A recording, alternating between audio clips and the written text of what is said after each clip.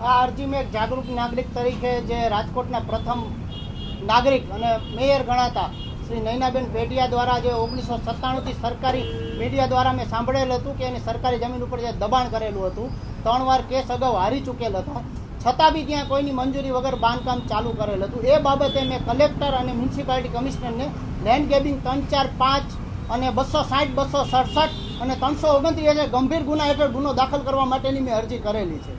આ બાબતે મેં વારંવાર મારી સોસાયટીમાં બી અનલીગલ બાંધકામની વારંવાર રજૂઆત કરેલું હોવા છતાં બી કોઈ અધિકારી દ્વારા કોઈ પણ એક્શન કોઈ પણ જાતના દબાણ હેઠળ લેતા નથી. જ્યારે અમારી સોસાયટીમાં ધારાસભ્યો દ્વારા લેટર પણ લખાઈ જાય ભલામણના, તો મારું કહેવાનું એમ છે કે જંગલેશ્વરમાં આ ધારાસભ્યો ક્યાં ગયા હતા જ્યારે તમે ગરીબ માણસોના ઝોપડા ઉડાડો છો, જે વેરા ભરતા હતા, 15 વર્ષથી રહેતા હતા, એ માણસનું જીવન જોઈ આવો કે કઈ રીતે એ જીવે છે, છતાં બી એના તમે જો ડિમોલેશન કરતા હોય તો આ બાગડ બિલ્લા અમીરોના નક્ષત્ર છે, આ છે, કેમ તમે કોઈ કાંઈ ઉખાડી નથી શકતા? શું કામ તમે બોલી નથી શકતા? ત્યાં કેમ તમે ત્યાં દબાણમાં છો? શું કામ તમે વારંવાર નોટિસ આપ્યા છતાં બી એક્શન નથી લેતા? તો આ ઉપર અધિકારી ઉપર BNSની કલમ 198 મુજબ બી ગુનો દાખલ થાય, કારણ કે વારંવાર અરજી આપવા છતાંય અને વારંવાર નોટિસ આપવા છતાંય બી જો કાર્યવાહી ન કરે અને રાજકીય દબાણથી ફાઇલો દબાવી રાખે તો એ બી શિક્ષાપાત્ર ગુનો છે.